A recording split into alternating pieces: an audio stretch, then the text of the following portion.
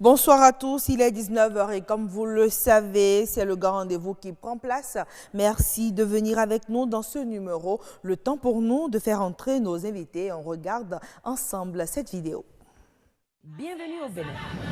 Paysages verdoyants, relief multiforme, faune et parcs naturels, plages ensoleillées, cité balnéaire ultra moderne, rythme au corps, rite au cœur, vestiges et reliques d'une histoire séculaire, brave peuple, biens et personnes sécurisées. Le Bénin, terre de culture et de riches traditions, vous offre de grands moments de découverte et d'évasion. Venez visiter mon beau pays, le Bénin. Il vous surprendra. Bénin, miroir de l'Afrique.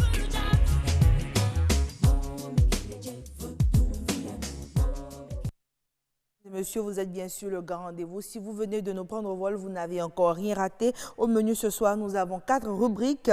Le nombre d'utilisateurs de téléphones mobiles dans le monde devrait dépasser la barre des 5 milliards d'ici 2019, selon Statista. Et on en est du moins à se demander quelles pourraient être les conséquences de l'utilisation du téléphone portable sur la santé. La réponse, vous l'aurez avec Yasmine Damata et son invité. Ce sera dans Nature et Bien-être. Alors hier, on a parlé de CDI et de CDD sur Autant Savoir, mais avant d'obtenir un contrat de travail, la première étape pour beaucoup, c'est le stage. Surexploité ou sous-exploité selon les avis, ce n'est pas toujours évident de définir le statut du stagiaire ici au Bénin et pourtant, on va s'y risquer avec un conseil juridique ce soir.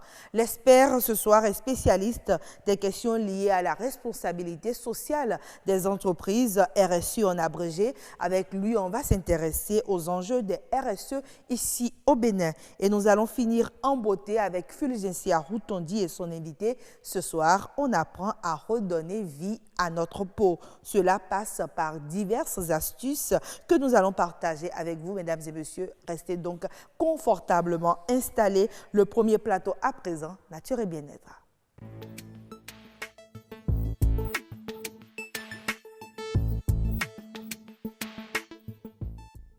Voilà, vous le savez, nous sommes tous habitués au téléphone portable. Est-ce qu'on peut éviter les conséquences sur la santé? C'est l'interrogation principale de cette rubrique de Nature et Bien-être. Avant de revenir sur ce plateau avec Yasmine Damata et son invité, on suit ce reportage. L'utilisation du téléphone portable en milieu scolaire prend de plus en plus d'ampleur. Des téléphones simples aux smartphones, le portable s'invite dans les salles de classe. Pourtant, son usage n'est pas souvent approuvé. L'utilisation du téléphone portable est une chose à proscrire dans le milieu scolaire. L'utilisation que les enfants en font aujourd'hui, ce n'est pas dans le sens de l'enseignement. Si c'est pour avoir les informations, par exemple sur l'Internet, et que c'est dit que c'est comme ça va être, puisque les professeurs les envoient vers les recherches. Ils ont besoin d'utiliser ça, mais pas à l'école. Pas à l'école parce que ça risque de biaiser ce que nous avons instauré comme règle. Avec les révolutions technologiques et l'avènement des réseaux sociaux, le téléphone portable modifie les habitudes des apprenants. Son usage est chronophage. Aujourd'hui, avec l'avènement des réseaux sociaux, des outils comme Viber, Twitter, YouTube, Facebook. Quand les enfants sont sur ces réseaux sociaux, ils ne savent pas s'arrêter. Lorsque les apprenants ont des téléphones et ils viennent en classe avec, l'apprenant se trouve beaucoup plus attiré, attaché à son téléphone qu'à ses cahiers. En classe, comme dans la cour des écoles et établissements, le téléphone portable ne quitte pas les apprenants. Le port et l'utilisation du cellulaire en milieu scolaire ne sont pas sans inconvénients. L'enfant qui utilise le téléphone portable n'a pas le temps d'écouter ce que le professeur lui dit. Les élèves ont accès à des informations, des données qui ne sont pas pour leur âge. Et ils passent tout leur temps à s'investir, à se verser dans cette pratique-là. Et le temps de l'apprentissage est écourté. la conséquence directe, c'est l'échec tout simplement. L'échec du point de vue scolaire, l'échec du point de vue social. Parce qu'en fait, ce n'est pas seulement la réussite à un examen qui fait d'un homme ce qu'il doit être. Le téléphone portable est un moyen de communication et de recherche. S'en servir, c'est bien. Le faire hors du cadre scolaire, c'est encore mieux. Voilà, selon Yasmine Damata, les conséquences ne seraient pas que sur les résultats scolaires des élèves, mais aussi sur leur santé. Yasmine Damata, bonsoir. Bonsoir Niati Bello. Merci de nous rejoindre en plateau. Votre invité ce soir, c'est Léonel Amoussou. Il est médecin ORL. Bonsoir à vous. Bonsoir, madame. Merci de nous rejoindre sur ce plateau avec vous. Donc, on s'intéresse à comment prévenir les troubles auditifs liés à l'usage du téléphone portable. Yasmine Damata, le plateau est à vous. Merci beaucoup Niati Bello, amis téléspectateurs. Bonsoir. Bonsoir docteur. Bonsoir, madame Et la journaliste. comme vous avez suivi l'élément témoin qui parle des conséquences de l'utilisation du portable sur l'éducation des enfants. Mais en dehors de ces conséquences, quelles sont les autres conséquences que peut avoir l'usage abusif de ce téléphone portable? Bon, il faut reconnaître que l'usage abusif du téléphone portable agit sur beaucoup d'organes sur l'être humain. Sur les yeux, notamment à la langue, en fait, ça agit sur le cristallin en entraînant une myopie. Donc, ce sont des enfants qui iront tout le temps chez l'ophtalmologue. Mais également sur le sommeil, surtout la nuit, quand on utilise le téléphone portable la nuit, la lumière bleue des écrans joue un rôle important dans les troubles du sommeil. Alors, outre ça, il y a également les doigts, surtout chez les accros de testo. Donc, ils sont exposés aux tendinites du fait de répéter tout le temps les mêmes gestes. Voilà. Donc, c'est à peu près ça. Et chez les adolescents en pleine croissance, au niveau du cou, ce sont les douleurs cervicales atroces. Voilà. Et à part ça, le véritable problème, c'est surtout au niveau du cerveau. Les ondes électromagnétiques qu'émettent les téléphones portables influent beaucoup dans la genèse des cancers du cerveau, notamment les gliomes, les neuroméningiomes. Et concernant ma partie ORL, le neurinome de l'acoustique. D'accord. C'est vrai. On peut éviter les termes un peu techniques. C'est quoi le neuro? Je veux bien le répéter, mesdames Bon, et messieurs, mais j'arrive. le neurinome de l'acoustique. Le neurinome de l'acoustique. Ça veut dire quoi? Ce n'est rien d'autre qu'une tumeur bénie, d'alu béni, du mien acoustique externe. Il fallait dire ça. Une tumeur bénie. Il ne faut pas qu'on chasse les téléspectateurs. Oh. Mais bon, avec tout ce que vous avez cité comme Oui. mots, là, comme conséquence sur la santé, on n'a presque pas envie de toucher à son téléphone. Mais qu'on ne le veuille pas, on est obligé. Est-ce que vous n'exagérez pas? Est-ce que tout le monde présentera ces symptômes-là en étant trop proche du téléphone? Non, tout le monde ne présentera pas ces symptômes. Mais il faut dire qu'on est susceptible. Ce n'est pas parce qu'on utilise tout le temps son téléphone qu'on aura forcément ces mots. Il y a des personnes qui sont prédisposées et d'autres non. Mais après avoir réalisé une étude le plus souvent, une étude réalisée par l'Institut, le Centre international de la recherche sur le cancer de l'OMS, ils ont pu relever ces symptômes. D'accord. Tous les symptômes que vous avez cités, Yasmine Damata, il y en a. Mais j'ai compris que vous êtes une panoplie de conséquences. Mais non, par rapport aux troubles auditifs, il paraîtrait que ça vient le plus tôt parce qu'on a fait un usage abusif du téléphone portable. Pardon. Oui, en fait, les troubles auditifs interviennent lorsque on utilise abusivement le téléphone portable, surtout à écouter de la musique, et aussi quand le volume est trop fort. Encore qu'il y a des téléphones qui vous alertent. Quand vous dépassez un seuil, on vous dit faites attention à vos oreilles. Exactement. Et les troubles auditifs interviennent tout simplement parce qu'il y a nuisance sonore. Ok. Donc, l'oreille, il faut reconnaître, c'est un organe qui est très complexe. Il est subdivisé en 3 parties, dont la partie la plus sensible, c'est l'oreille interne, qui est constituée de cellules auditives. Et ce sont ces cellules auditives qui sont le plus souvent détruites. D'accord. Et ces cellules détruites, elles ne repoussent pas, elles ne régénèrent pas. Mais dans ce cas, comment faire pour le téléphone portable? Puisque dès que c'est atteint, c'est fini. C'est la porte du non-retour. Que faire? Puisqu'on doit prendre nos appels avec écouteurs ou sans écouteurs, on doit prendre nos appels. Oui, en fait, que faire? C'est tout simplement limiter le temps d'écoute des appels. L'OMS recommande environ 6 heures de temps d'écoute par jour. 6 heures d'écoute par jour. Celui qui excède ce temps Namata, oui, est prédisposé. 6 heures de temps. Au-delà de 6 heures, Au-delà de 6 heures de temps, on est prédisposé. Le risque, c'est quoi? C'est de détruire l'oreille interne. Exactement. Et de ne plus entendre, En fait, ça ne survient pas d'un coup. Ça survient progressivement dans le temps. Donc, très tôt, quelqu'un vous dira que « Ah non, vous faites répéter ». D'autres vous dira que « Ah, mais tu ne m'entends pas, il y a une inattention lorsque l'interlocuteur est en face de vous. » Donc, du coup, ce sont des signes qui alarment. D'accord. Voilà. Donc, dès qu'on voit déjà ces petits signes, il faut réduire le temps qu'on fait au téléphone à moins de 6 heures. Non seulement réduire, mais il faut s'orienter vers le spécialiste pour faire des examens auditifs. D'accord. D'aucuns disent que l'utilisation du téléphone portable, c'est mieux de prendre des appels du côté gauche, certains disent du côté droit pour prévenir, pour protéger ses oreilles. Que faire? On utilise quel côté? Côté gauche, côté droit, oui. On a la même audition. D'accord. Il n'y a pas un côté qui entend plus que l'autre. Donc, c'est la même audition. Oui, mais est-ce qu'on perd les deux oreilles au même moment? Je crois que on est exposé au même risque. Au même risque, oui. Au niveau des deux oreilles. Au niveau des deux oreilles, au même moment. Peu importe si vous prenez l'appel de côté ou de l'autre. Et je répète bien, ce n'est pas le fait de prendre un appel qui va endommager votre oreille, mais c'est la fréquence. C'est l'intensité du son. 6 heures chaque jour. Oui, l'intensité du son, c'est-à-dire le volume qui est trop fort, qui altère l'oreille interne. C'est le temps d'écoute qui est trop élevé, qui fatigue l'oreille interne. Bon, c'est-à-dire qu'une heure de communication déjà au téléphone, pour vous, c'est trop? Une heure de communication d'affilée, c'est trop. À un moment donné, dès que vous allez raccrocher, vous allez sentir une certaine fatigue. Et même c'est décrit dans la littérature des maux de tête, des céphalées. D'accord. Ça fatigue l'oreille, ça fatigue le cerveau. Ça fatigue tout le monde alors. Oui. Mais que faire alors? Moi, je continue de demander que faire, puisque l'appel, on doit prendre. Vous demandez de réduire, oui, on va essayer de réduire. Mais quand on ne pourra pas réduire, par exemple, ceux qui font le travail de call center, oui. Ils sont obligés d'être là, c'est ce qui les nourrit. Ils sont obligés d'écouter, de mettre l'écouteur.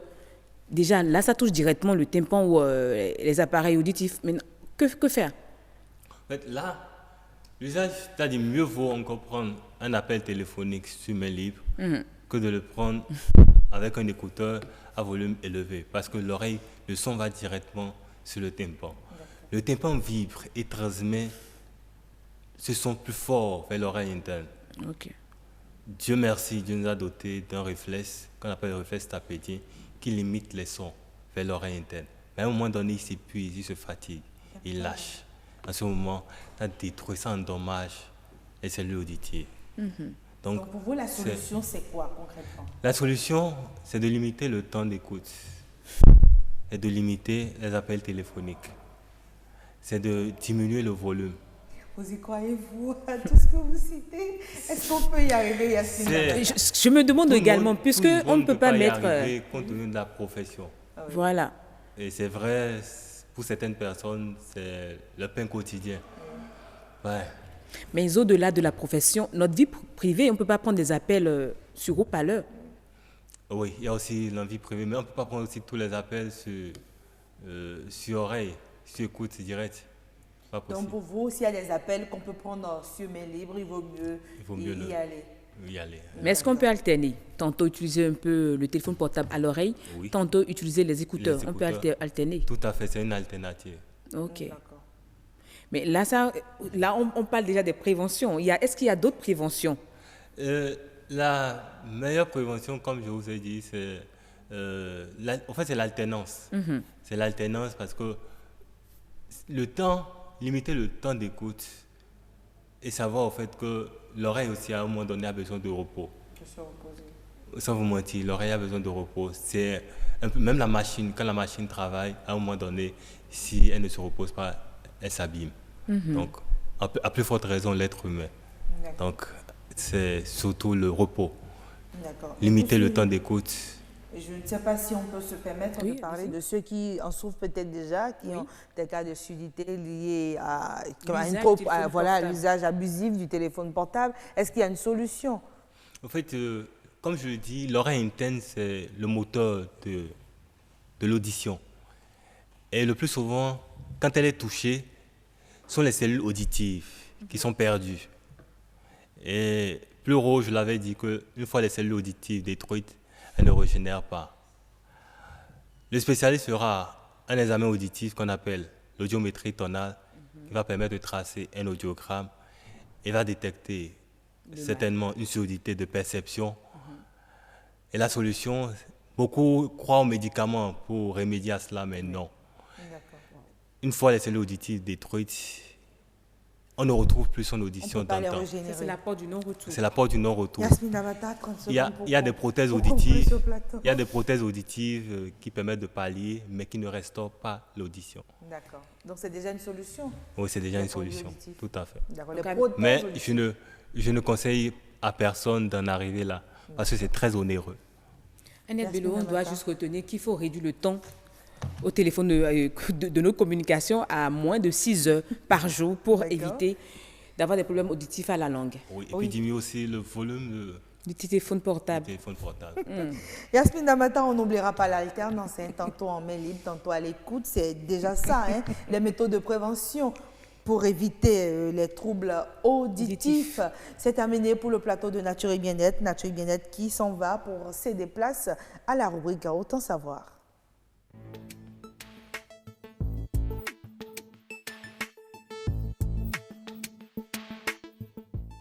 Voilà, nous sommes toujours dans le domaine du travail. Hier, on parlait CDI, CDD. Aujourd'hui, on s'intéresse au statut du stagiaire. Mais avant, on suit ce reportage. La loi sur l'embauche continue d'alimenter la polémique. Votée par la 7e législature le 21 mars 2017 et promulguée le 29 août de la même année, cette disposition légale ne fait plus obligation à tout employeur d'offrir un emploi permanent à l'employé. Le code du travail qui est déjà là, en vigueur, ce code du travail est trop rigide. Il faut faciliter les possibilités, n'est-ce pas, d'investissement dans notre pays au nom de cela. On a pris cette loi et on a rendu vraiment, on a précarisé le travail parce que là, on peut faire des contrats à durée déterminée ad vitam aeternam. On peut à tout moment mettre un terme au contrat entre l'employeur et l'employé s'il le veut. Et les procédures sont, n'est-ce pas, facilitées. Ça se fait rapidement et puis on ne peut que payer entre 3 mois et 9 mois de salaire. Et donc, c'est autant de choses qui font que le travailleur aujourd'hui, il est dans la précarité. La loi sur l'embauche et la résiliation du contrat de travail seraient peut-être mal comprises et mal interprétées. Approché, l'avocat donne sa lecture de la loi. À mon sens, je ne vois pas en quoi la loi instaure une précarité de l'emploi. La loi instaure plutôt une flexibilité de l'emploi. On peut faire partir de manière plus facile. Ça veut dire que de la même manière, on peut recruter tout aussi facilement. Donc, c'est l'emploi ou le poste étant là, je peux faire partir facilement. Et comme je le dis, je peux également recruter facilement. Si un employé s'en va, c'est un autre employé qui est engagé. Donc l'emploi lui-même est pourvu. Donc on ne peut pas parler de précarité de l'emploi. Il apparaît alors que les points de vue divergent sur le contenu de la dite loi. Désormais, on peut, n'est-ce pas, licencier tous les agents de l'État, même si c'est abusif. Et ça, on a écrit ça noir sur blanc. S'il portait plainte, s'il advenait qu'il remporte le procès, on peut tout au plus lui payer 3 à 9 mois. Sécuriser l'emploi à tout salarié n'est plus un devoir pour tout employeur. Ce dernier peut en effet renouveler autant de fois qu'il le désire le contrat de travail qui le lie à l'employé. La loi n'a pas supprimé les CDI, les contrats à durée indéterminée. La loi ne l'a pas du tout supprimé. En son article 11, la loi a non seulement prévu le contrat à durée indéterminée, mais la loi l'a défini et a explicité les conditions de sa rupture. Sauf que la loi prévoit également que le contrat à durée déterminée peut être renouvelé indéfiniment. Le droit du travail béninois connaît certes une avancée, avec plus de flexibilité au profit de l'employeur dans la gestion de la main-d'œuvre. En revanche, il ne garantit plus aux travailleurs un emploi permanent. Voilà, vous le savez, avant d'être employé dans une structure, dans beaucoup de cas, il faut d'abord commencer par un stage. Est-ce que ce stage, il est encadré par des tests juridiques? On en parle avec notre conseiller juridique, Julio Tometti. Bonsoir. Bonsoir. Merci de nous rejoindre sur ce plateau. C'est moi. Alors, comme hier, on a parlé du CDI et du CDD, aujourd'hui, on s'intéresse justement aux stagiaires, aux stages. Déjà, d'entrée de jeu, je veux comprendre, vous, est-ce que la façon dont se déroulent les stages ici au Bénin, vous en êtes satisfait? D'abord, il faut dire que le stage est justifié par deux éléments. Par d'abord, premièrement, une exigence académique que les écoles notamment professionnelles et universités, font à leurs étudiants en fin de formation d'aller faire un stage pour valider leur diplôme, ce qu'on appelle communément stage académique. La deuxième forme de stage, c'est le stage professionnel. C'est-à-dire, c'est le jeune diplômé en quête d'expérience professionnelle. Parce que, comme vous le savez, c'est rare, il n'y a presque pas d'offres d'emploi aujourd'hui où il n'est pas marqué avoir une certaine expérience. Si c'est au moins 3 mois, 6 mois, donc il faut forcément aller chercher l'expérience professionnelle dans une structure. Donc, c'est ce qui justifie d'abord le phénomène de stage qui s'est développé et s'est fondamentalement répandu.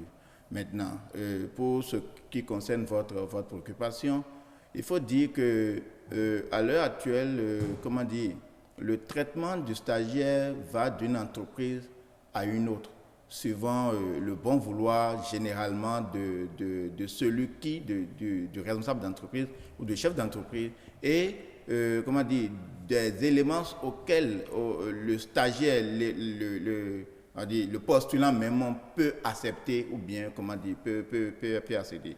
Donc, il n'y a pas d'éléments spécifiques qui puissent dire de régler ou bien de régler de telle manière. Mais de façon générale, ce qu'on observe, c'est qu'il y a des types de stagiaires qui sont rémunérés, il y a d'autres qui ne le sont pas. D'accord, mais bon, quand on faisait notre petit sondage, sur 100 stagiaires, il y en a même pas 10 qui sont rémunérés. Ça n'existe pratiquement pas aujourd'hui, un stage rémunéré. Est-ce que pour vous, un stage, il devrait être rémunéré? Un stage en droit doit être renouvelé. Je ne parle pas plus précisément peut-être de loi, mais je parle de droit. En droit, oui. Droit, pour dire que la jurisprudence en matière de travail assimile le stagiaire à l'apprenti.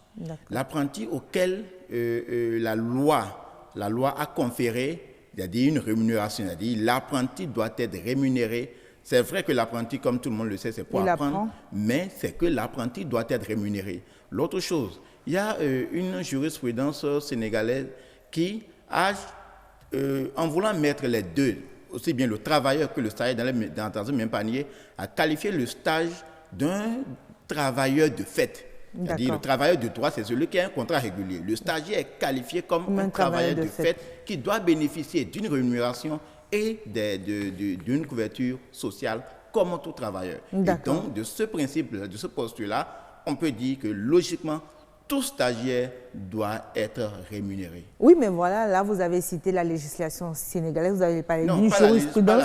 Vous avez parlé d'une jurisprudence, voilà. Décision de justice. Je suis d'accord avec vous. Revenons un peu maintenant au Bénin. Quand on prend notre cadre juridique, est-ce qu'on peut dire que le statut du stagiaire est encadré? Permettez la tautologie. Le statut du stagiaire des législations d'outre-mer, passant par le Code du travail jusqu'à notre dernière loi, la loi sur l'embauche, aucune de ces dispositions, aucune de ces textes n'a prévu des dispositions pour le stagiaire. Vous ne verrez nulle part, aussi bien dans le Code du travail que dans la loi sur l'embauche, une parcelle réservée pour le stagiaire. Ça veut dire que le phénomène n'est pas encadré. On peut dire que c'est laissé au pouvoir discrétionnaire de l'employeur, c'est à lui de décider quelle forme il veut donner à son... En cette matière, c'est laissé au pouvoir discrétionnaire d'abord des parties, c'est-à-dire le stagiaire et le chef d'entreprise. Mais aussi maintenant, en cas de contestation, c'est laissé à l'appréciation souveraine du juge.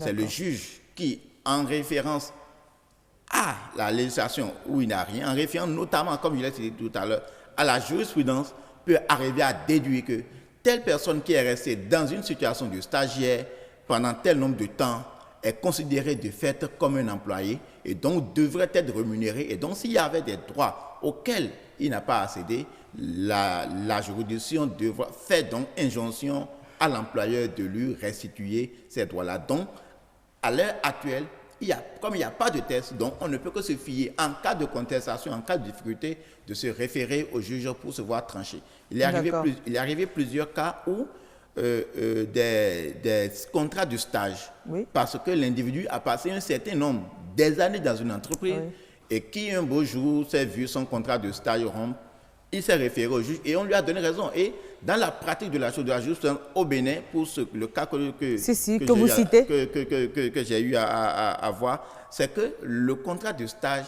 a été assimilé directement à à partir d'un certain nombre de mois ou déjà dès le démarrage. Ça a été assimilé carrément à un CDI. Ça a été là la question. De sorte que quand vous remarquez au niveau des entreprises aujourd'hui, de plus en plus, quand ils prennent les stagiaires, ils font en sorte que lorsque vous êtes en stage, vous avez un contrat de stage. À la fin, vous notifiez une fin de contrat. Une fin de contrat, oui. Et après, on vous prend encore un autre contrat pour ne pas laisser s'éterniser un même contrat de travail qui pourrait après être interprété devant une juridiction. Qui pourrait être assimilé à un contrat à durée indéterminée. D'accord, mais comme on le dit, c'est laissé au jugement du juge des référés. La juridiction compétente, disons ça. Oui, mais ça veut dire que peu importe le juge, la décision peut varier. Si vous, Justin Tomanti, vous n'êtes pas d'accord avec Julio Tomanti, vous n'êtes pas d'accord, quelqu'un d'autre peut être d'accord. Non, bon. Ou on est tous tenus de s'appliquer, de s'en tenir à la jurisprudence. Le juge, c'est pourquoi il faut rappeler les sources du droit. Les sources du droit, c'est d'abord la loi, la jurisprudence, c'est-à-dire l'ensemble des décisions, et quelque peu de la doctrine, c'est-à-dire des contributions scientifiques en la matière. Et donc, en l'absence de tests de loi, le juge se réfère à ce que ses autres collègues ont fait. C'est-à-dire le juge se réfère à la jurisprudence en la matière. Et la jurisprudence n'a pas de frontières. D'accord. Ce n'est pas qu'on va se fonder à la jurisprudence béninoise. On peut aller chercher n'importe où une jurisprudence. Oui, donc on peut aller chercher une jurisprudence au Nebraska. C'est comme ça que ça fonctionne. C'est comme ça que ça fonctionne. Vous entendez dans des matières, on fait référence à une jurisprudence, notamment ici parce que sur certaines matières qui sont encore vierges, les tribunaux sont souvent recours à la jurisprudence française qui aurait traité de la matière. Et donc, pour dire que la question, bien, le domaine n'a pas de frontière, c'est-à-dire que le juge peut aller chercher les arguments, peu importe où ils se trouvent, ne serait-ce que cela soit dans le sens des sources du droit pour étayer, pour appuyer sa décision. D'accord, mais Julio Tomanti, est-ce que ce n'est pas là le problème, le fait que nous n'ayons pas nos lois propres, un encadrement juridique fiable, des tests juridiques qui permettent du moins aux stagiaires de se sentir considérés, de se sentir travailleur à part entière, ou au moins son statut est défini. Il ne faudrait pas qu'on y arrive? Oui, et c'est justement pourquoi je voudrais remercier votre station pour dire, lorsque le débat s'anime comme ça sur des thématiques, puisqu'on dit généralement que les faits précèdent les tests, c'est au regard des faits, au regard de l'écho que ces faits ont, que le législateur peut intervenir et légiférer, c'est-à-dire prendre des dispositions. Et donc c'est déjà louable ce que votre chaîne fait. Nous pensons que peut-être ça sera relayé suffisamment, d'autres vont se saisir peut-être de la préoccupation, et là, le législateur se sentira obligé d'intervenir pour réguler un tant soit peu ce phénomène-là. D'accord. Mais vous savez comment notre loi fonctionne et on a des projets de loi, on a des propositions. En tant qu'individu, c'est possible aussi de pouvoir faire un lobbying et d'écrire et de dire dans tel domaine, on aimerait bien avoir un test qui nous permet de travailler. Oui, bien sûr. C'est vrai que la loi est d'origine parlementaire et gouvernementale à travers les projets et les propositions de loi, mais comme vous l'avez dit, des lobbies peuvent travailler. Et quand on dit lobby, c'est des groupes de pression. Ce que j'appelle des groupes de pression, c'est déjà vous, les acteurs des médias. Pour ce qui concerne le bilan lambda, peut-être dans des situations où ils se retrouvent, il faut que pour ces personnes, pour ces lobbies-là, que le jeu soit d'intérêt. Vous pensez que les stagiaires peuvent avoir un lobby histoire d'influencer? J'ai entendu parler au plan international, et ça s'agite aussi un peu dans notre environnement, la journée internationale des stagiaires. Bon, des préoccupations seront posées, ça doit être le 10 novembre. Oui. Les préoccupations seront posées, et si ils arrivent à avoir avec eux, à convaincre un certain nombre de personnes qui ont d'influence. Au moins, on pourra en parler avant d'aboutir. On pourra commencer par en parler. La préoccupation pourra, être d'actualité et ça pourrait intéresser des groupes de pression, mais il y a le but, comme vous le dites, pour que quelque chose soit fait dans ce sens. Julio Tometti, on n'a pas fini, on finira jamais de parler du stagiaire, puisque aujourd'hui, ils sont très nombreux. On a été aussi stagiaires. Aujourd'hui, on ne l'est plus. Il faut penser à tous ceux qui viendront après. On aura peut-être l'occasion de faire un plateau de 52 minutes. Il y a Aurélien Coynon qui est au studio avec nous. Peut-être qu'il nous fera un forum économique sur le sujet. En attendant, le grand rendez-vous se poursuit. Nous allons passer à un autre plateau. Il s'agit de l'expert du jour.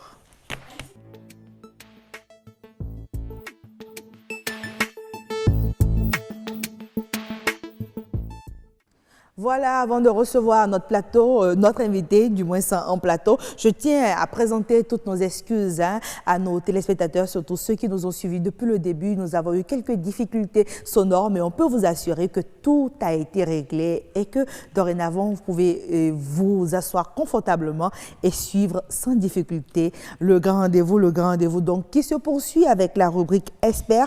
Et nous recevons ce soir sur ce plateau Serge Guédegbe. Bonsoir. Bonsoir. Vous êtes expert RSE. On va dire ça comme ça. D'accord. Déjà, c'est pas très courant chez nous ici, un expert RSE.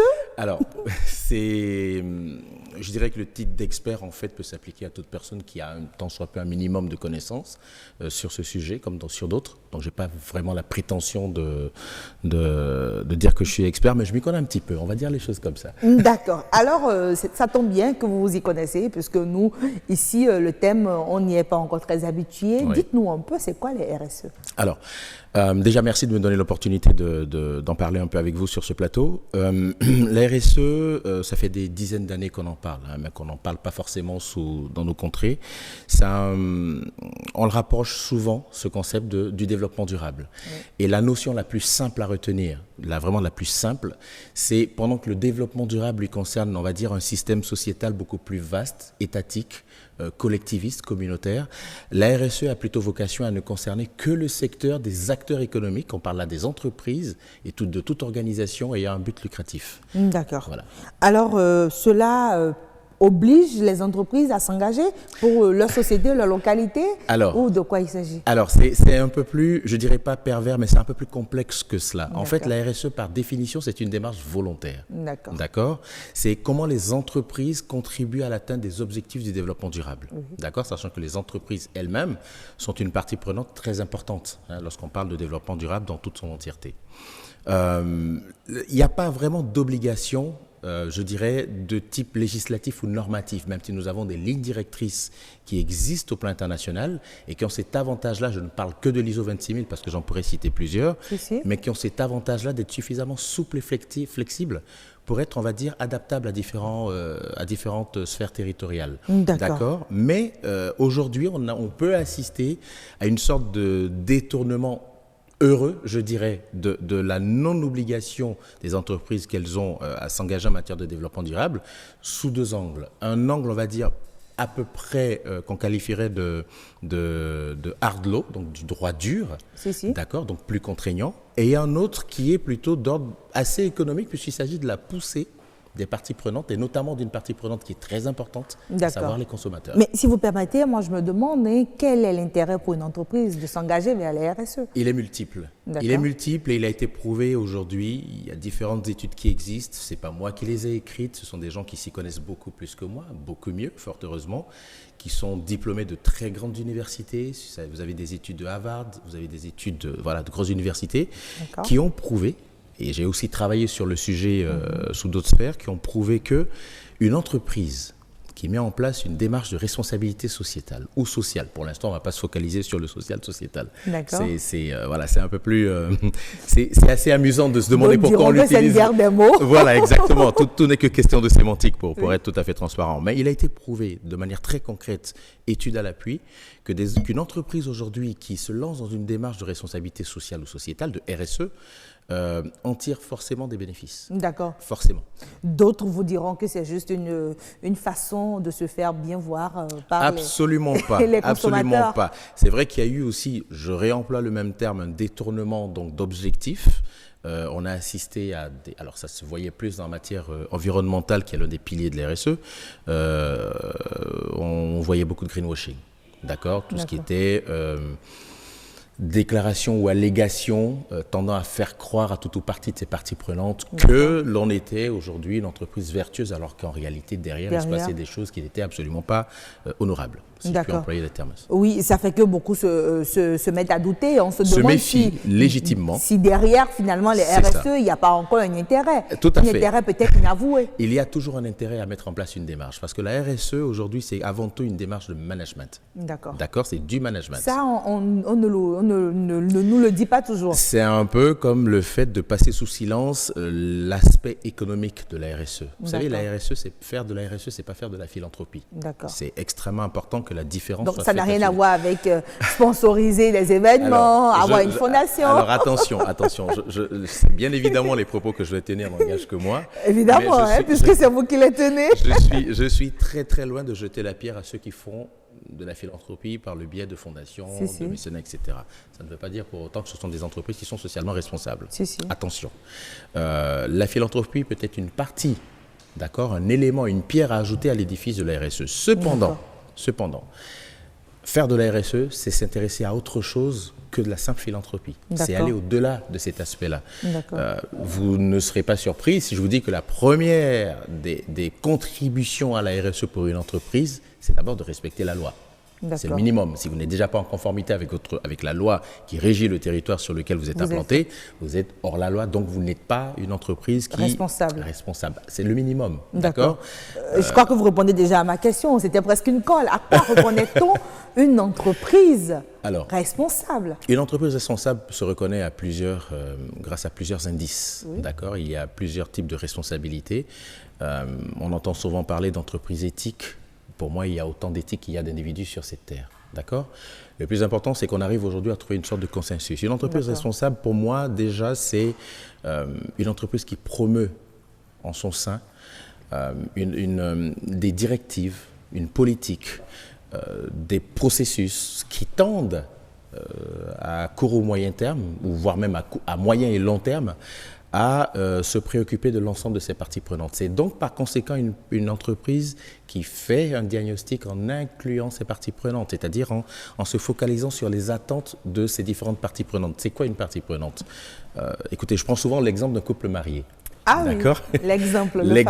Voilà. Alors, on va considérer que l'épouse est des parties prenantes fondamentales. Sa belle-mère est une partie prenante dont elle ne saurait exclure. Parce qu'il suffit que la belle-mère monte la tête à son mari et puis... Et bonjour les dégâts. Bonjour les dégâts. On y va. Oui. Les enfants sont une partie prenante très importante. Le mari, bien évidemment, est une partie prenante très importante. Donc, au final, on comprend par une partie prenante que c'est un acteur à part entière dont, si vous ne prenez pas la vie, si vous n'écoutez pas les doléances ou les préoccupations, peut vous bloquer dans la mise en place de votre projet ou, à contrario, pour vous aider à vous développer davantage. D'accord, Serge Guédégoui, excusez-nous, il faut y aller vite parce que le temps qui nous était parti aussi. J'aimerais un peu qu'on puisse entendre sur la forme que devrait prendre la responsabilité ici sous nos cieux. Alors, je vais me focaliser sur le Bénin, d'accord? Vous avez dit en introduction que c'était assez rare que ce sujet aujourd'hui ne fasse pas la une soit pas le sujet clé. On a au Bénin énormément de choses pour faire de nos entreprises, quelle qu'en soit la taille des entreprises responsables. Il faut savoir une chose, c'est que la constitution du tissu économique béninois, qui est essentiellement composé de PME, de très petites entreprises, au quotidien met en place déjà des actions de responsabilité sociétale, mais comme toute PME, généralement à travers le monde, elles ne savent pas en parler, elles ne savent pas les promouvoir. Et j'attire vraiment l'attention des pouvoirs publics, surtout des pouvoirs consulaires, chambres de commerce, etc., sur la nécessité, sur l'impératif de collecter cet ensemble de bonnes pratiques via des enquêtes, via des réunions, des tables rondes. Il faut vraiment réunir ces différents acteurs pour collecter toutes ces bonnes pratiques qu'elles font, pour définir finalement ce que pourrait être la RSE au Bénin. Parce que, encore une fois, on ne peut pas transposer à l'étranger, de l'étranger, non, c'est pas possible. D'accord. On a l'exemple du droit de l'environnement. On peut s'en inspirer, c'est exactement ce qu'il faut faire. On a l'exemple du droit de l'environnement au Bénin, qui est quasiment un copier-coller de ce qui se fait à l'étranger. Vous allez à Natitingou, demandez-leur ce qu'ils savent du droit de l'environnement. Je doute très fort qu'ils en sachent quoi que ce soit. Oui, d'accord. Bon, là maintenant, si on en revient aux pays qui l'ont quand même exploité, qui l'ont exploré, qui ont même vu les limites un peu de ce système et qui ont même dû, d'une certaine façon, légiférer. Oui. Est-ce qu'aujourd'hui, il faudrait qu'on y arrive? Pas au Bénin, pas en ce moment. Pas à ce moment. C'est très simple. On a des éléments pour mettre en place une dynamique RSE au sein des entreprises au Bénin. D'accord. Mais je ne pense pas que ça soit encore à ce stade-là le rôle de l'État de s'impliquer davantage, sauf dans un but... Je vous vois toujours craintif, hein? Non, pas du tout. Pour vous, le gouvernement n'est pas obligé de s'y impliquer. Non, ce n'est pas qu'au Bénin, c'est partout ailleurs. D'accord. C'est partout ailleurs. Donc pour vous, une bonne RSE, ce n'est pas forcément le gouvernement qui met le bâton derrière les entreprises. Non, le gouvernement a un rôle d'incitation. Comme cela se fait dans beaucoup de pays. Et on incite comment? On incite en allège le fisc place... Non, alors, c'est un peu plus compliqué Une entreprise, elle ne demande que ça. Une entreprise ne demande que ça, mais ce sont ses pairs qui vont l'aider à mettre en place ces éléments-là. Je vous donne un exemple. En France, par exemple, il y a des entreprises qui ont des primes d'assurance extrêmement réduites par rapport à ce qu'elles auraient dû payer si elles n'avaient pas mis en place une démarche RSE pour une raison très simple. Vous mettez en place une démarche RSE, c'est que vous travaillez la gestion du risque. D'accord, encore une fois, c'est du management.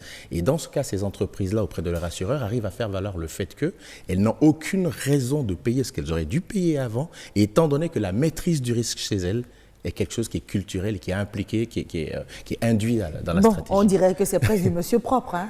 Je ne suis pas sale, pas besoin de trop m'assurer. On est toujours un peu sale quelque part, si je puis le dire ainsi. Mais non. C'est-à-dire qu'il y a énormément de bonnes pratiques dont on pourrait s'inspirer aujourd'hui, mais qu'il faudrait à chaque fois les ramener à ce que l'on doit faire au niveau du tissu social local, avant maintenant de chercher à déployer quelque chose. Il y a des exemples au Togo. D'accord. Quand on remonte aux origines des RSE, justement, on se rend compte qu'au départ, le premier domaine a été l'environnement. Aujourd'hui, quels sont les autres domaines où on peut s'exprimer à travers les RSE? Il y a énormément de domaines. Aujourd'hui, la RSE, si on se focalise uniquement sur l'ISO 26000, il y en a 7. Il y a 7 questions centrales, d'accord, et une multitude de domaines d'action. Les 7 questions centrales sont celles qui doivent être obligatoirement passées au crible par les entreprises. Après, au niveau des domaines d'action, on peut être concerné plus ou moins par certains, donc décider de les exclure du champ d'investigation, de l'opérationnalisation. Mais les 7 questions centrales, dont l'environnement, on peut également citer la loyauté des pratiques, tout ce qui est impact territorial, tout ce qui est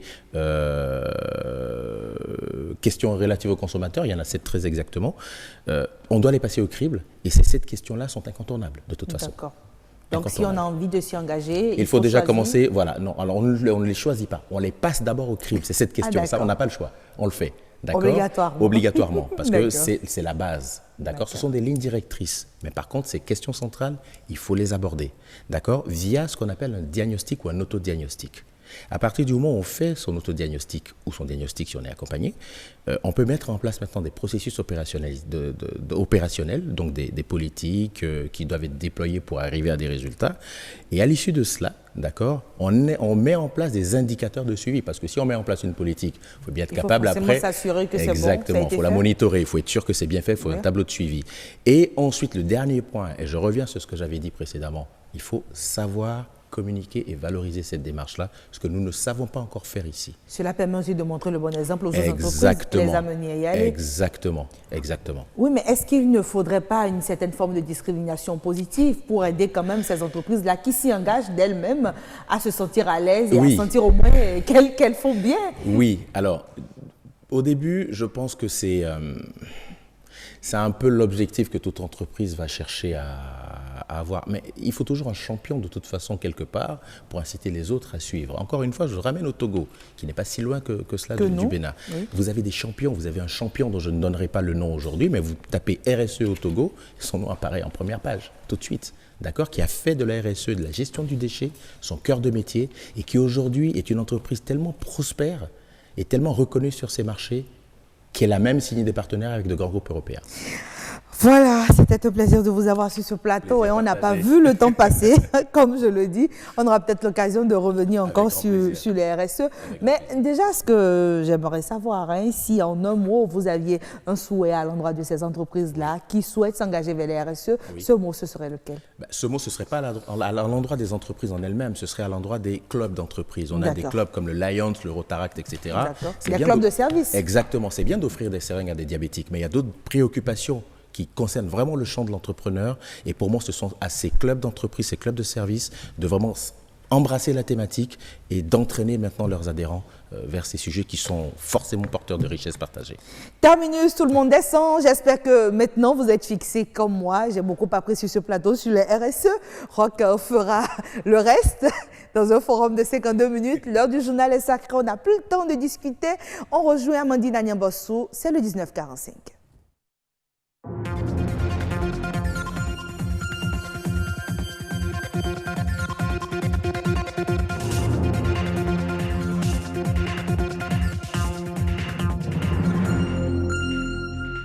Bonsoir à toutes et à tous. Bienvenue dans ce journal, le sommaire. Jeunes gens prennent le risque de se marier sans avoir passé les examens prénuptiaux au nom de l'amour et ils préfèrent s'unir sans avoir évalué les conséquences que cela peut avoir sur les progénitures. Pourquoi passer les examens prénuptiaux? On en parle. Les insectes constituent une source majeure de protéines et facilement accessibles. Ils sont en effet inscrits au menu d'au moins 2 milliards de personnes. Consommer des insectes serait une solution à la malnutrition. La lecture sème en nous des idées, des connaissances, des rêves et des aspirations et procure de nombreux avantages. Si la lecture permet d'apprendre de nouvelles choses et de se former, tous les livres ne sont pas conseillés aux apprenants et étudiants.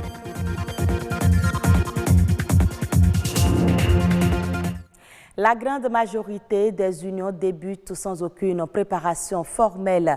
Le mariage appelle certaines obligations, conditions et formalités à remplir avant de se dire oui. Au nombre de ces formalités, il y a le certificat prénuptial dans lequel est mentionné le résultat des analyses médicales des futurs mariés. En quoi consistent ces examens et pourquoi le législateur béninois l'exige?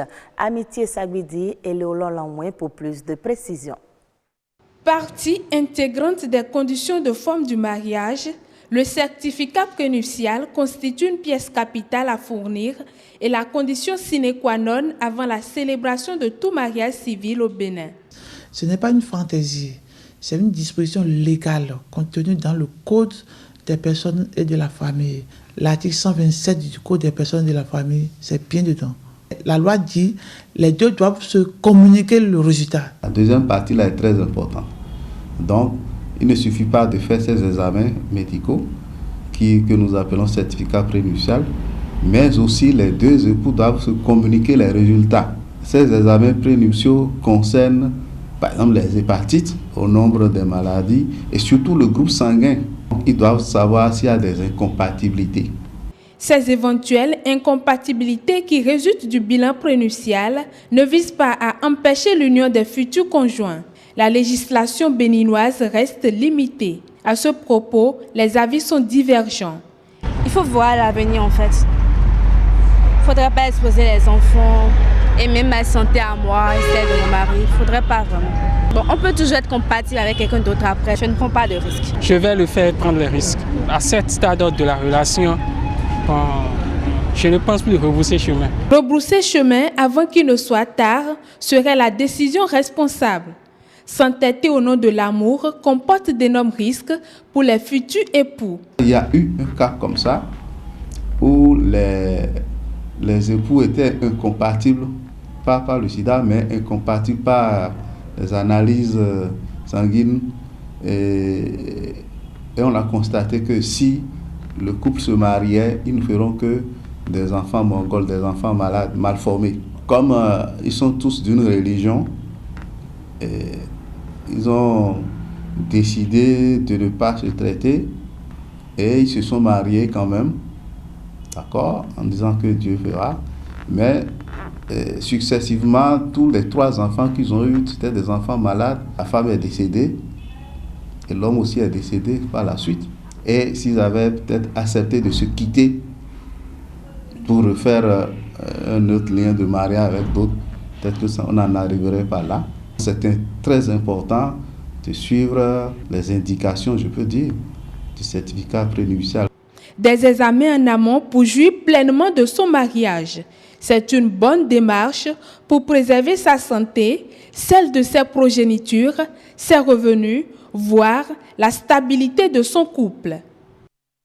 La problématique d'insécurité alimentaire devient de plus en plus préoccupante dans le monde entier au nombre des solutions trouvées par les chercheurs pour y pallier et à l'utilisation des insectes comestibles. La FAO répertorie plus de 1900 espèces déjà consommées par les humains dans 88 pays, en Afrique, en Asie et en Amérique. Les chercheurs sont unanimes, les insectes sont de réelles sources de protéines. Un ingénieur agronome nous livre ici quelques insectes utiles pour l'alimentation. Les corflés, ce sont des termites ailés. L'homme a besoin de 8 acides aminés pour pouvoir vivre parce qu'il a un seul estomac, on l'appelle monogastrique. Et ceux-là ont tous ces acides aminés et 4 autres. Dans la foulée, vous avez la leucine, l'isoleucine, le tryptophane, la phénylalanine, l'ananine, la sérine, la méthionine, la cystéine et j'en passe. Et tout cela, en toute sincérité, c'est directement utilisé par l'organisme. Nous avons encore un autre insecte, les coléoptères, les larves translucides qu'on appelle en fongré atrans et c'est blanchâtres. Souvent, vous les trouvez dans les bois morts, surtout les troncs de palmier. Quand je les ramasse, j'ai fini de les laver et je mets ça sur une plaquette chauffante, d'accord? Et ça fond. Et l'huile là, je les mets dans les boîtes translucides et j'ajoute bien entendu des feuilles de citronnelle. Quand ça durcit, c'est du beurre nacré. Ça n'a rien à voir avec vos beurres vendus dans le commerce. Les asticots, les larves de mouche, et en français, on dit oui. Ceux-là, vous les donnez à nos poulets, d'accord? Si avant, ça pondait que 8 œufs, c'est multiplié par 2, ça va te pondre 16 œufs, d'accord? Mais une fois que elles ont pondu dans une denrée périssable, cette fois-ci, ça devient de la matière organique pour le sol. Vous allez fertiliser le sol avec. Ou bien vous allez utiliser ça pour aller encore faire de la pêche. Par exemple, nos pêches de blolo, tchan, fin, tu vois, non, aboli, tumvi, tout cela, les retrous. Intéressons-nous maintenant à la lecture, reconnue comme l'une des méthodes de succès. La lecture permet de développer la mémoire ainsi que les capacités cognitives de l'apprenant. Elle est aussi importante et très utile pour le développement personnel. Néanmoins, tous les livres ne sont pas conseillés aux apprenants et étudiants. C'est ce que nous révèle ce reportage de François Issou et Iliad Bokovo. Victor Hugo a dit « Lire, c'est manger et boire hein, ». Que l'esprit qui ne lit pas maigrit comme un corps qui ne mange pas. Et qui parle de lecture, parle de culture. Tout comme le sport, la lecture est une activité qui enrichit la mémoire. Fondamentalement, ça vous permet de développer votre imagination, votre créativité. Parce que nous sommes tous amenés à rencontrer des challenges aujourd'hui. Et face à ces challenges-là, il faut faire preuve de créativité hein, et de pouvoir, une certaine capacité d'anticipation. Et c'est des qualités que vous pouvez développer à travers la lecture. D'accord? Et à côté de cela, vous avez également le développement de votre vocabulaire, de votre niveau d'expression. Réussir sa scolarité au secondaire et même à l'université nécessite, entre autres, une certaine culture littéraire. Mais tous les livres sont-ils conseillés aux apprenants et étudiants? C'est pas tout qui est bon à lire. Il faut toujours avoir un certain intérêt dans ce que vous lisez. Les élèves, quand ils lisent les Harlequins et tout, ils sont à la recherche d'une certaine sensation, ils sont à la recherche d'un certain objectif. Mais nous les amenons à dépasser cet objectif-là.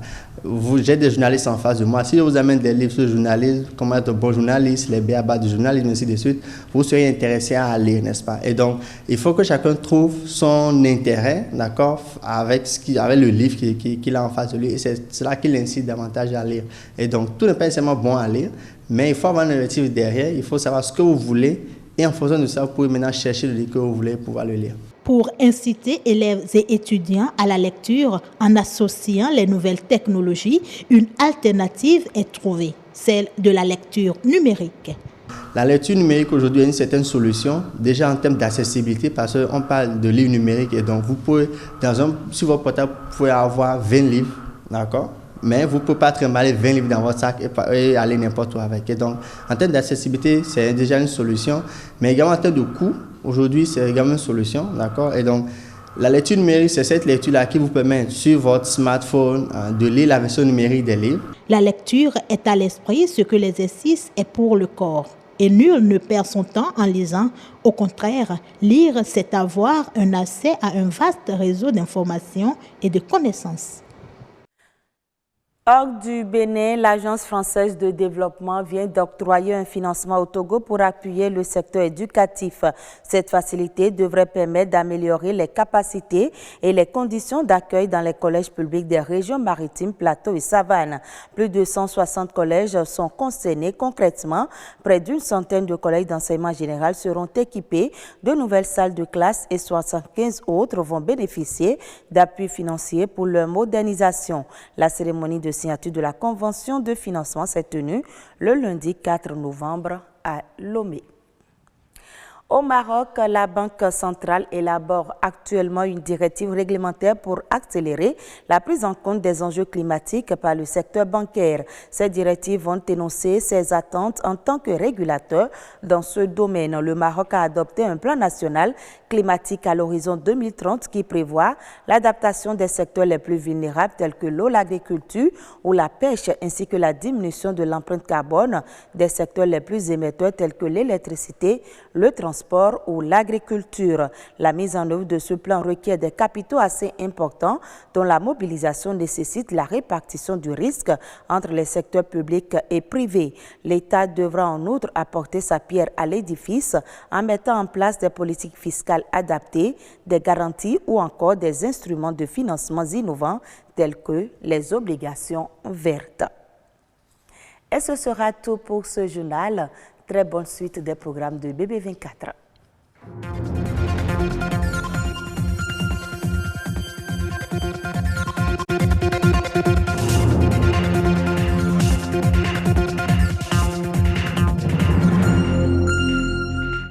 Le grand rendez-vous, quant à lui, se poursuit. Dernier plateau, beauté au pluriel.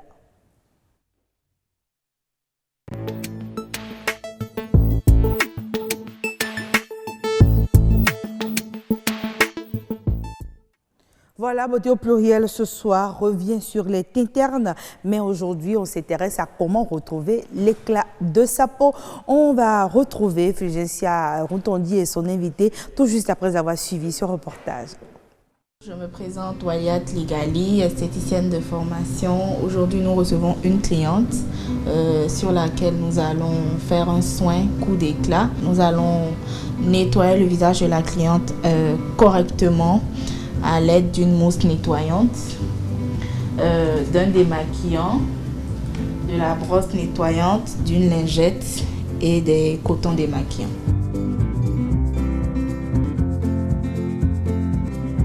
Nous allons passer à la deuxième étape qui va dégager le visage de toutes les impuretés, c'est-à-dire les dégager des comedons à travers le tire-comedon et l'extracteur de comedon. Avant, nous allons ouvrir les pores du visage de la cliente à travers l'application d'une serviette chaude sur son visage.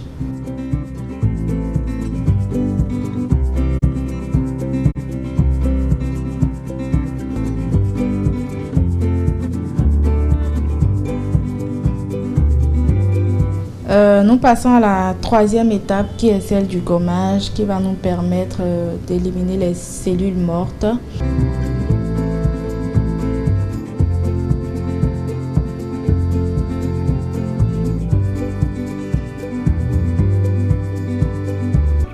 Nous passons à la quatrième étape qui est l'application du premier masque à base de café et d'argile verte. Nous l'appliquons.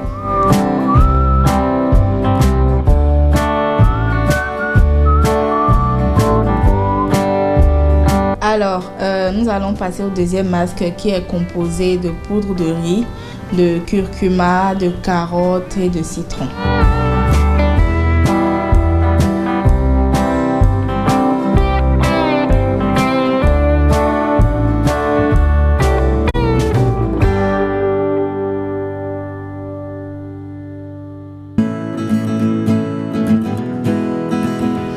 Alors, nous allons nettoyer le visage avec 2 lotions. La première qui est du vinaigre de cidre dilué avec de la vitamine E. Et la deuxième lotion à base d'eau de rose qui est riche aussi en vitamine E. Et ensuite, la crème hydratante à base d'aloe vera.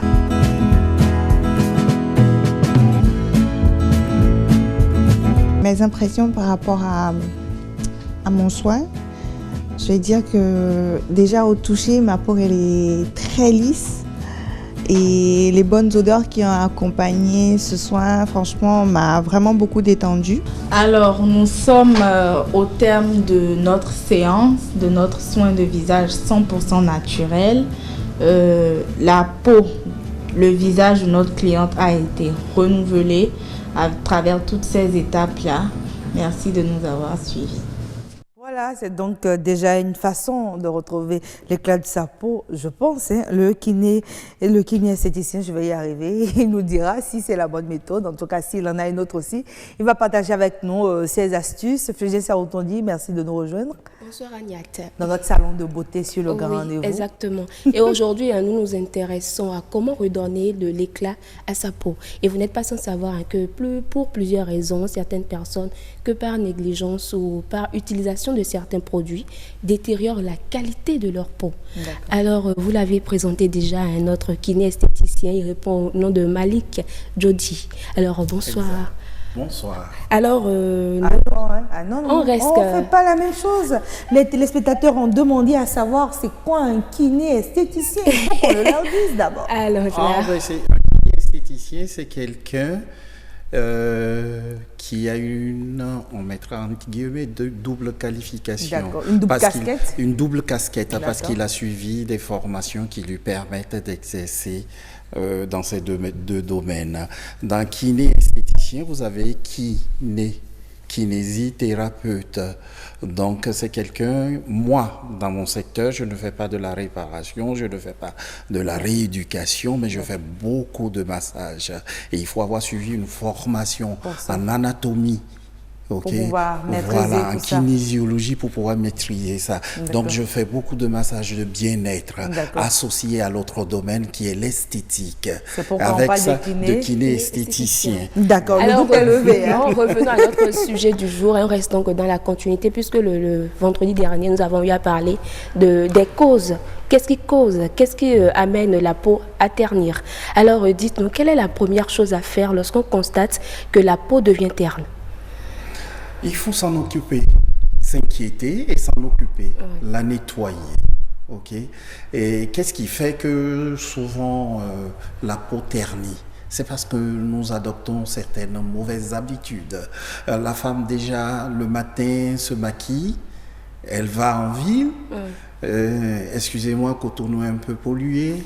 Il y a les émigrants, avec la poussière, la fumée. Beaucoup de choses qui se déposent sur sa peau et elle rentre fatiguée. Elle prend sa douche pensant que c'est suffisant. Ce n'est pas suffisant. Alors, y a-t-il un secret alors pour retrouver l'éclat de sa peau? Bien sûr, il faut adopter 2 méthodes. La méthode du nettoyage superficiel, bien nettoyer, utiliser des crèmes démaquillantes, des lingettes démaquillantes, comme la dame elle en a parlé dans son émission. Et ensuite, faire un nettoyage profond. D'accord. Et le nettoyage profond, c'est quoi? C'est le gommage. Le gommage. Vous pouvez acheter un gommage dans un magasin ou faire un gommage vous-même à la maison. Ah, c'est possible de faire son propre gommage? Tout à fait. Mais il faut faire attention, le gommage du visage doit être plus doux que le gommage pour le corps. Justement, puisque aujourd'hui on a tendance à faire des gommages sur gommages, alors que la peau du visage est beaucoup plus sensible et fragile. Tout à fait. Alors, par exemple, ça c'est la vérité. Au visage, il faut faire très très attention. De toute façon, c'est ce que nous montrons. Les autres parties de notre corps, elle est souvent, notre corps, il est souvent recouvert, c'est caché. Mais le visage, il faut faire très très attention. Donc, si vous utilisez un gommage avec des grains, il faut savoir les choisir. Il y a des différents calibres de grains. Au visage, ça va être des grains très très doux. Fin, assez fin. Gommage, une recette par exemple pour le visage, vous prenez du riz que vous écrasez et que vous tamisez. Vous touchez, c'est pas fin. Voilà, c'est pas très Voilà. À cela, si vous êtes une personne claire, par exemple, vous voyez le zomi, l'huile rouge. Oui, l'huile rouge. Quand c'est dans la bouteille et que c'est posé, en haut, il y a un liquide. Oui, un peu foncé. Alors, vous avez votre poudre là, vous mettez l'huile dedans. Si vous voulez, vous mettez un peu une fiole de vitamine E dedans. Ça se vend dans tous les magasins de cosmétiques. Et en douceur, vous faites votre gommage maison. D'accord, pas besoin forcément d'aller à un institut. Voilà, gommage maison. Et si c'est pour le corps, là, je vais valoriser un produit parce que je l'utilise dans mon institut. Un produit naturel? Naturel, le sel de Djekbadji. Ok, d'accord. Alors, il faut s'y prendre comment? Ben, vous trouvez l'huile de coco. D'accord. Vous versez ça dans le sel de Djekbadji. Oui. Ok, vous mélangez et vous l'utilisez pour frotter votre corps. Mais est-ce que c'est possible de se faire soi-même un gommage corps? Est-ce qu'il n'y aurait pas des parties qu'on oublierait? C'est peut-être pour ça que beaucoup préfèrent aller à l'institut. Oui, ça c'est vrai. Ça c'est vrai. Mais on est presque souvent pas seul à la maison. D'accord. Le donc, conjoint est là. Il peut servir à la ça. sœur C'est est déjà là. ça. Frotte-moi le dos, frotte-moi telle partie que je n'arrive pas à toucher. Voilà. Est-ce qu'il y a d'autres astuces? Il y a donc des soins adaptés, mais à quelle fréquence faut-il les appliquer, ces soins? Alors, parlons du gommage, parce qu'il s'agit ici de redonner de l'éclat à la peau. Parlons du gommage. Est-ce qu'il y a d'autres types de gommage? Non, il y a plein de gommages, mais ce qu'il faut comprendre, c'est que la peau est un organe vivant. Qui respire. Voilà. Et les cellules de la peau se renouvellent suivant un cycle régulier de 23 à 28 jours. Donc les cellules naissent, arrivent à maturité et meurent. Ces cellules qui meurent, il faut les débarrasser, les enlever. Si on ne prend pas l'habitude de les enlever, alors la pollution, la transpiration, les déchets métaboliques, tout ça, les poudres et tout ce qu'on met sur le corps, tout ça s'amoncelle là, s'accumule et on a un placard de quelque chose sur le visage et sur le corps qui fait que le teint est terne. Alors si on comprend que les cellules se renouvellent suivant un cycle régulier de 23 à 28 jours, au moins une fois par mois, il faut faire son gommage. Son gommage, une fois par mois. Au moins. Au moins. Maintenant, si la peau elle est épaisse, hyper kératinisée, excusez-moi pour ce jargon de D'accord, non, dites-nous déjà elle est ce que c'est. Et foncée, terne. Ok. Je vais vous donner un exemple après. D'accord. Dans ce cas, vous pouvez aller à 2 fois. Deux fois par mois. Une fois par quinzaine. Il y a un objectif derrière. Voilà.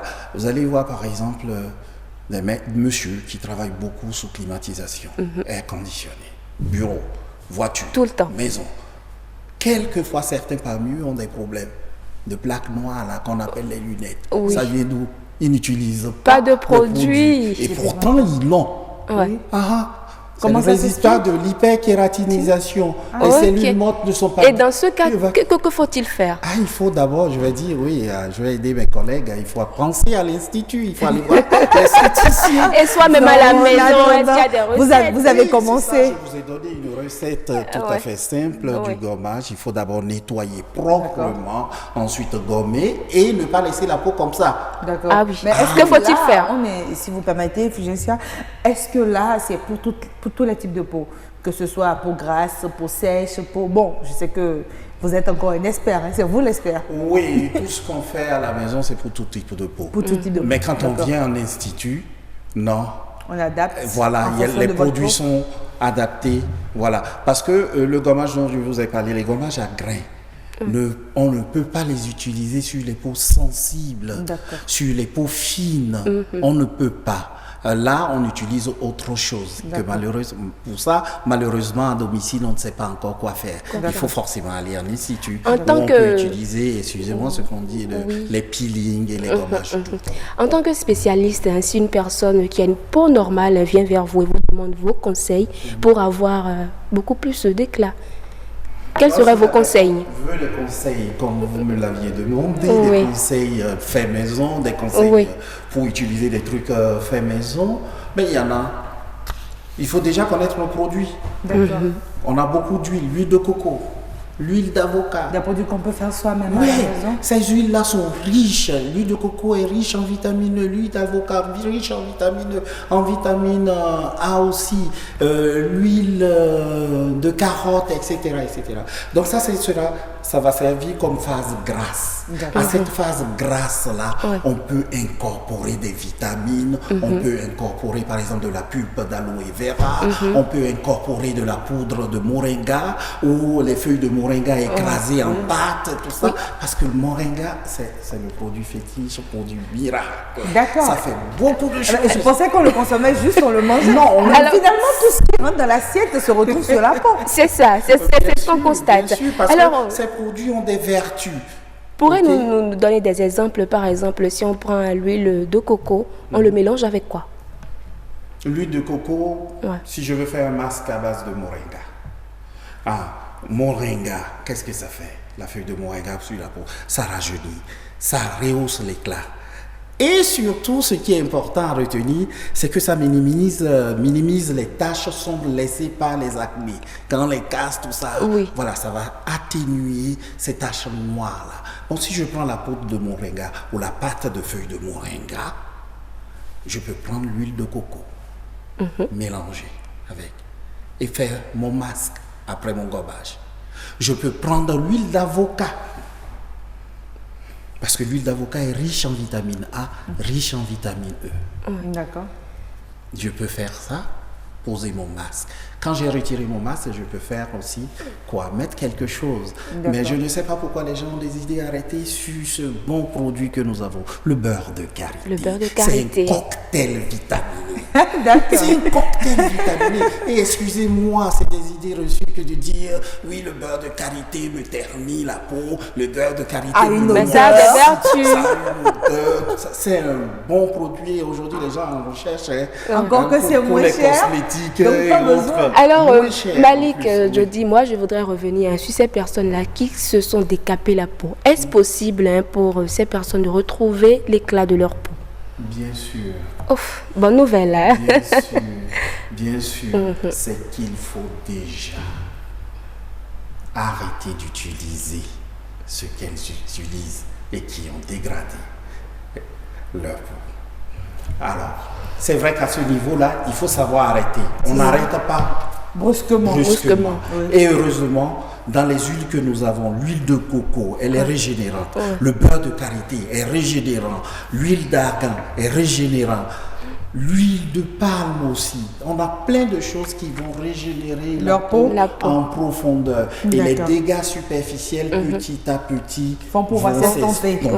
Merci donc, Malik Jody. Le temps est terminé. En institut. Alors, Ania Dian retient que c'est bien beau de retrouver l'éclat de sa peau, mais c'est toujours mieux de l'entretenir. Après avoir retrouvé l'éclat, il faut l'entretenir. D'accord, j'espère qu'on aura l'occasion de revenir sur les peaux décapées, les peaux dépigmentées. Donner un cadeau pour entretenir sa peau. Ne vous inquiétez pas. Recette cadeau ne vous inquiétez pas, on aura le temps de revenir encore pour ce cadeau miracle. On le garde pour l'instant, mesdames et messieurs. Vous l'avez compris, quand on a Malik Jody en plateau, ce n'est que de la bonne humeur et beaucoup de recettes miracles qui ne coûtent pas grand-chose. Si vous avez raté cette rubrique, vous pouvez encore la resuivre sur le site de l'ORTB pour pouvoir justement bénéficier de toutes ces astuces-là. C'est terminé pour le grand rendez-vous de ce soir. Nous passons à présent à notre instant citation avec la complicité de la régie. La citation de ce soir dit ceci: un pessimiste voit la difficulté dans chaque opportunité, un optimiste voit l'opportunité dans chaque difficulté. Un pessimiste voit la difficulté dans chaque opportunité et un optimiste voit l'opportunité dans chaque difficulté. Devinez, c'est une citation de Winston Churchill. Merci à vous de nous avoir reçus chez vous. Demain, Karamata Bwatao sera avec vous. Moi, je vous retrouve semaine prochaine. D'ici là, portez-vous bien.